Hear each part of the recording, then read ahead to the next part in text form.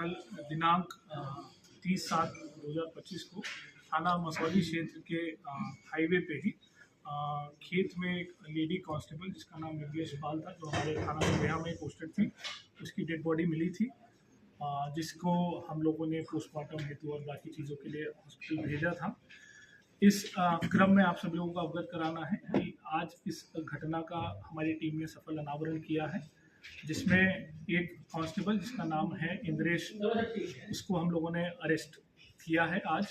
और इसमें जो पूरी पूछताछ हुई है, पूरी जो जानकारी हुई है, उसमें ये घटनाक्रम सामने आया है, जिसमें ये जो दोनों लोग हैं, जो लेडी कांस्टेबल और ये जो जिसने घटना कारित की है इंद्रेश, इन दोनों ने पिछले साल कोर्ट में शादी करी थी। इसमें विमलेश ने पिछले साल इस पे बलात्कार का मुकदमा लिखवाया था। उसके बाद इन दोनों ने कोर्ट मैरिज कर ली थी और वो बलात्कार के मुकदमे में क्लोजर रिपोर्ट लगी थी। लेकिन शादी करने के बावजूद भी ये इसको पत्नी की तरह साथ नहीं रख रहा था, और जो ये लेडी कांस्टेबल थी, इसका ग्रीवांस ये था कि मुझे पत्नी की तरह ही साथ में रखो और प्रॉपर सारा फंक्शन वगैरह हम लोगों का होना चाहिए।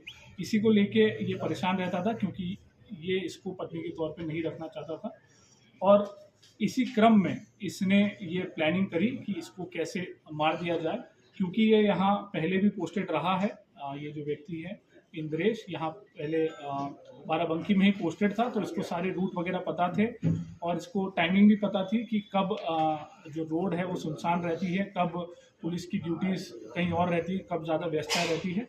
उसी को ध्यान में रखते हुए इसने प्लानिंग करी, जिसमें दिनांक 27/7 को संडे था। उस दिन रामनगर जो लोधेश्वर महादेव मंदिर है, वहाँ पे भीड़ रहती है और वहाँ पे इस महिला कांस्टेबल की ड्यूटी भी लगी थी।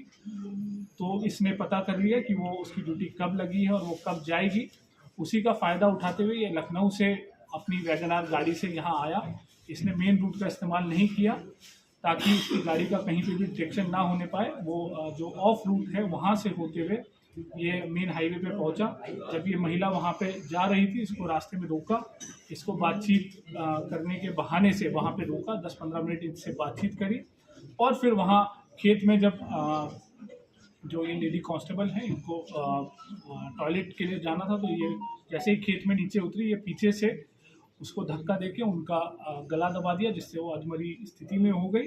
और फिर अपने कार के जो पाने से इस महिला के सर पे 3-4 वार किए, जिससे उसकी वहीं पे मृत्यु हुई। वहाँ से फिर ये अपने दूसरे रास्ते से फतेहपुर होते हुए ये वापस लखनऊ भाग गया। और इसमें इस व्यक्ति पे किसी को भी शक ना हो, इसके लिए इसने लगातार उस रात के बाद से इस महिला के फ़ोन पे वो लगातार मैसेज करता रहा, ताकि वो अलीबाई क्रिएट कर सके कि मुझे भी नहीं पता है कि मेरी पत्नी कहाँ है और मैं खुद उसको लगातार फ़ोन कर रहा हूँ। पर इसमें हम लोगों ने सारे साक्ष्य संकलन किए, जिसमें तमाम सीसीटीवी फुटेज और बीटीएस और सर्विलांस का इस्तेमाल करते हुए हम लोगों ने ये चीज़ और एविडेंसेस निकाले हैं, जिसमें ये व्यक्ति लखनऊ से बाकायदा अपनी वैगनार गाड़ी से यहाँ आया। करीब हमारे पास 5 फुटेजेस भी मिली हैं, जहाँ बीच में ये जाता हुआ दिख रहा है, और फिर घटना कारित करने के बाद भी हमें सीसीटीवी फुटेज मिली है। इसके अलावा जो इन लोगों की आपस में उस घटना वाले दिन की जो बातचीत है, उससे भी काफ़ी हमें क्लू मिले हैं, जिसमें इसने शाम को 7 बजे इस महिला से बात करके उसकी लोकेशन ली और फिर अपनी प्लानिंग उस हिसाब से की।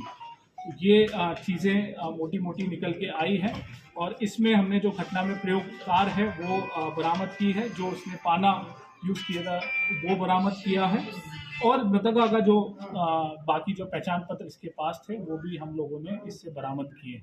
ये जो घटना है, इसमें हमारी सर्विलांस एसओजी और थाने की टीम ने काफ़ी मेहनत करके काफ़ी चीज़ों पे एक साथ काम करते हुए 24 घंटे के अंदर अंदर ये घटना का सफल अनावरण किया।